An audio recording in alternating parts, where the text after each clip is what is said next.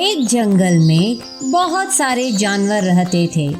उस जंगल में सभी जानवरों के राजा सफेद हाथी था। वह हाथी राजा सभी जानवरों को खुशी से रखता था। सभी जानवर उस हाथी राजा से बहुत खुश थे। उस जंगल के पास एक और छोटा जंगल था। उस जंगल में शेर रहता था। शेर उस जंगल के सारे जानवर को मारकर खा गया था, इसीलिए उस जंगल में वह अकेला रहता था। उस दिन सफेद हाथी घूमते घूमते उसी जंगल में चला गया। इतने में ही उस शेर की नज़र इस हाथी पर पड़ जाता है। शेर जल्दी से उस हाथी के और जाकर उसे मार देता है। इधर उस जंगल में सभी जानवर चिंतित होते हैं कि सफेद हाथी अभी तक क्यों नहीं आए। देखो ना भाई, हाथी राजा कहाँ चले गए, अभी तक वापस नहीं आए।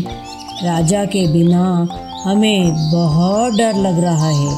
हम सबको हाथी राजा को ढूंढना पड़ेगा। जाओ जाओ। यह सब आसमान से एक जादुई गाय देख रही थी।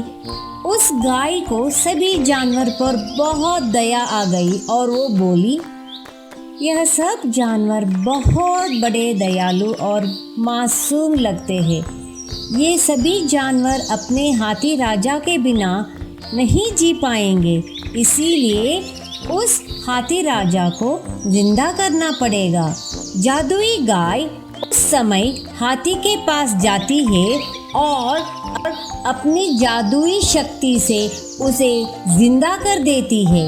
इतने में जिंदा होकर हाथी कहता है, प्रणाम माते, आपने इस छोटे से राजा पर दया क्यों की माते? देखो हाथी राजा, मैंने तुम्हें जिंदा इसीलिए किया क्योंकि तुमसे सारे जानवर बहुत खुश हैं और वह सब तुम्हारे बिना जिंदा नहीं रह सकते। और तुम उस शेर के पास जाकर अपना बदला ले लो।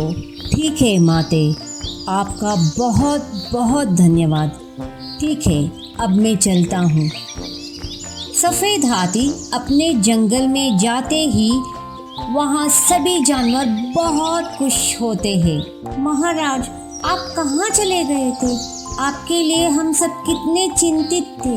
अच्छा हुआ कि आप चले आए, नहीं तो हम सभी जानवर आपके बिना मर जाते। मेरे बात ध्यान से सुनो। दूसरे जंगल में एक भयंकर शेर रहता है। उसी ने हमें मार दिया था, परंतु जादुई गाय माता ने तुम सबके लिए मुझे पुनः जीवन दान दिया है। चलो सभी जानवर उस शेर से बदला लेते हैं। सभी जानवर उस जंगल में जाने लगते हैं।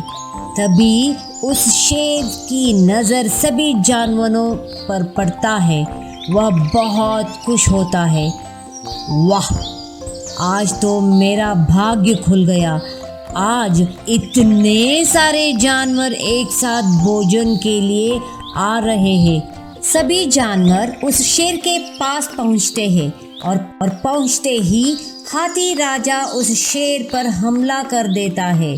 शेर और हाथी लड़ते रहते हैं। बाद में हाथी शेर को मार देता है और सभी जानवर अपने जंगल में लौट जाते हैं और अपना जीवन हाथी राजा के साथ बहुत अच्छे से बिताने लगते हैं। इस कहानी से हमें यह सीख मिलती है कि हमें दूसरों के खुशी देखकर जलना नहीं चाहिए। यह कहानी आपको पसंद आई है तो प्लीज़ लाइक, शेयर और सब्सक्राइब कीजिएगा। धन्यवाद।